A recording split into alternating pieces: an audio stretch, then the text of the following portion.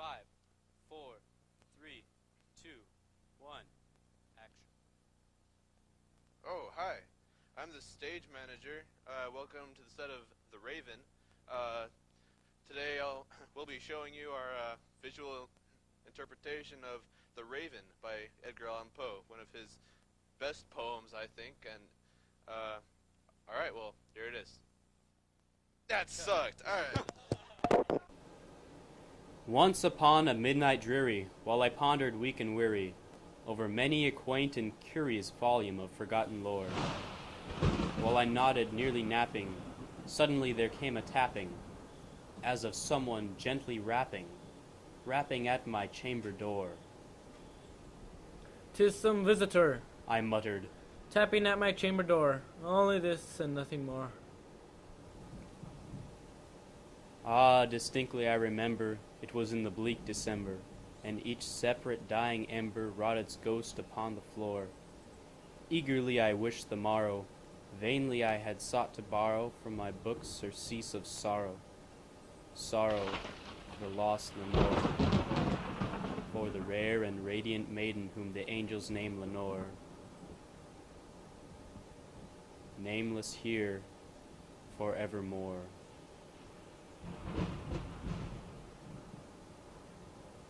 And the silken, sad, uncertain rustling of each purple curtain thrilled me, filled me with fantastic terrors never felt before, so that now, to the still beating of my heart, I stood repeating, "'Tis some visitor entreating entrance at my chamber door.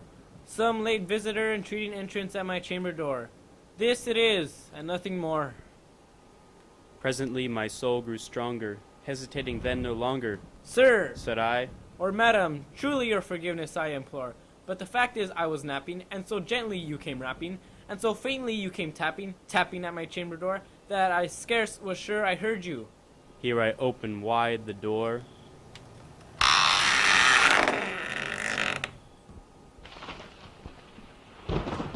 Darkness there, and nothing more.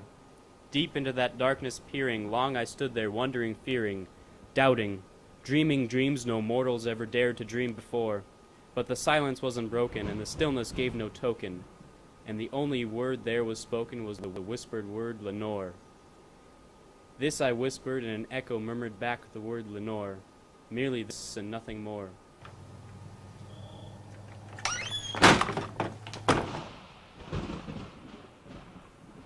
Back into the chamber turning, all my soul within me burning. Soon again I hear a tapping, something louder than before. "Surely," Said I, "surely that is something at my window lattice. Let me see then what thereat is, and this mystery explore. Let my heart be still a moment, and this mystery explore. 'Tis the wind, and nothing more." Open here I flung the shutter, when with many a flirt and flutter, in there stepped a saintly raven of the saintly days of yore. Not the least obstinance he made, not a minute stopped or stayed he, but with mane of lord or lady perched above my chamber door, perched upon a bust of Pallas just above my chamber door. Perched there sat and nothing more. Then the ebony bird, beguiling my sad fancy into smiling, by the grave and stern decorum of the countenance it wore. "Though thy crest be shorn and shaven, thou," I said, "art sure no craven, ghastly grim, an ancient raven wandering from the nightly shore. Tell me what thy lordly name is on the night's plutonium shore." Quoth the raven, "Nevermore." Much I marveled this ungainly fowl to hear discourse so plainly, though its answers little meaning, little relevancy bore, for we cannot help agreeing that no living human being was ever yet blessed with seeing bird above his chamber door, bird or beast upon the sculptured bust above his chamber door, with such a name as nevermore. But the raven, sitting lonely on that pallid bust, spoke only that one word, as if its soul in that one word he did outpour. Nothing farther than he uttered, not a feather than he fluttered, till I scarcely more than muttered, "Other friends have flown before. On the morrow he will leave me, as my hopes have flown before." Then the bird said, "Nevermore." startled at the stillness broken by reply so aptly spoken. "Doubtless, Said I, what it utters is its only stock and store. caught from some unhappy master, whom unmerciful disaster followed fast and followed faster, till his songs one burden bore, till the digress of his hope that melancholy burden bore, of never, nevermore. But the raven still beguiling all my sad soul into smiling, straight I wheeled a cushioned seat in front of bird and bust and door.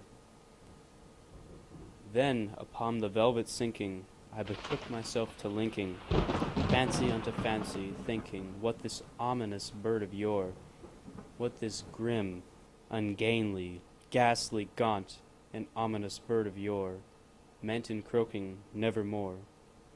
This I sat engaged in guessing, but no syllable expressing to the fowl whose fiery eyes now burned into my bosom's core. This and more I sat divining, with my head at ease reclining on the cushion's velvet lining, with the lamplight gloated o'er, but whose velvet violet lining with the lamplight gloating o'er she shall press, nevermore.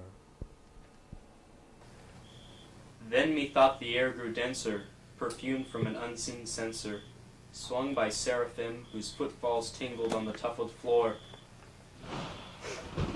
Rich! I cried, Thy God hath lent thee, by these angels he has sent thee, respite and nepenthe from thy memories of Lenore.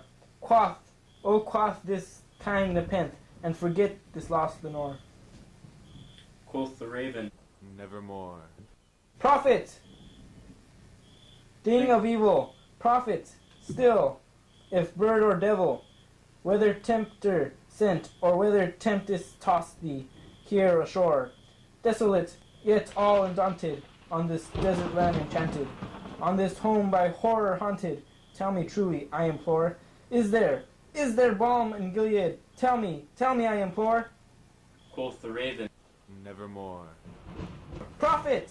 I said, Thing of evil, prophet still, if bird or devil, by that heaven that bends above us, by that God we both adore, tell this soul with sorrow laden, if within the distant Aden it shall clasp a sainted maiden, whom the angels name Lenore, clasp a rare and radiant maiden, whom the angels name Lenore.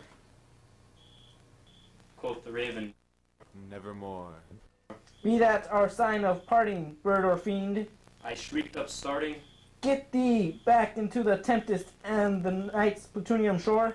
Leave no black plume as a token of thy soul has spoken. Leave my loneliness unbroken. Quit the bust above my door. Take thy beak from out my heart, and take thy form from off my door. quoth the raven, Nevermore. and the raven, never flittering, still is sitting, on the pallid bust of Pallas, just above my chamber door, and his eyes have all the seeming of a demon's that is dreaming, and the lamplight o'er him streaming throws his shadow on the floor, and my soul from out that shadow lies, floating on the floor, shall be lifted nevermore.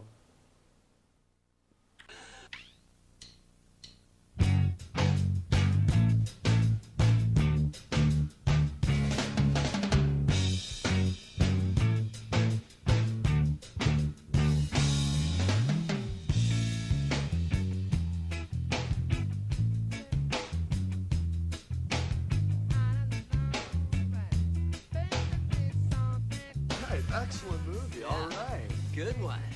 All right, well, that's all the time we have for our movie.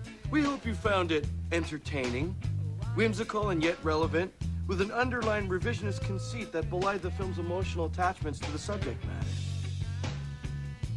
I just hope you didn't think it sucked. Okay, so thank you for coming. Good night and party on. Party on, Wayne. Party on, Garth.